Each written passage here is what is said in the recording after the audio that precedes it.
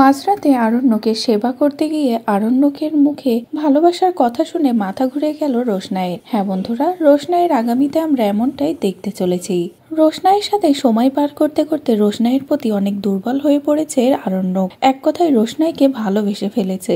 এদিকে রোশনাই তো আরণ্যককে ভালোবাসে, কিন্তু সেটা বলতে পারছে না। তবে আজ আর নিজেকে থামিয়ে রাখলো না রোশনাই। অনেক কথা রোশনাই আরণ্যককে জানিয়ে দিল যে এই বিয়েটার মূল্য কতটা রোশনাইয়ের কাছে, এই সিঁদুরের মূল্যও কতটা, আর আরণ্যকের মূল্যও কতটা, যেগুলো শুনে তো আরণ্যক আরো বেশি অসুস্থ হয়ে পড়ে। এদিকে মাঝরাতে আরণ্যক এমন অসুস্থ হয় রোশনাই চলে যায় সবটা ভুলে আরণ্যকের সেবা করতে। কিন্তু ঘুমের ঘোরেও বারবার আরণ্যক গরিমার কথা না ভেবে রোশনাইয়ের কথাই ভাবে। আরণ্যক বুঝতে পারে সে গরিমাকে না, রোশনাইকে ভালোবেসে ফেলেছে। রোশনাইকে ছাড়া তার পক্ষে থাকা একেবারেই অসম্ভব। আর এটা বুঝতে পেরেই আরণ্যক যখনই দেখে যে রোশনাই তার পাশে আছে আর রোশনাই তার সেবা করছে, তখনই আরণ্যক আবারও বলে যে রোশনাই, আমি তোমাকে ভালোবাসি, আমি গরিমাকে ভালোবাসি না। এদিকে রোশনাই তো আরণ্যকের সেবা করতে গিয়ে আরণ্যকের মুখ থেকে এমন ভালোবাসার কথা শুনে পুরো চমকে যায়। তো বন্ধুরা, এবার যদি সত্যি আরণ্যক মনের কথাটা রোশনাইকে জানিয়ে দেয়, রোশনাই জানতে পারে যে আরণ্যক গরিমাকে নাই তাকেই ভালোবাসে, তাহলে কি করবে রোশনাই?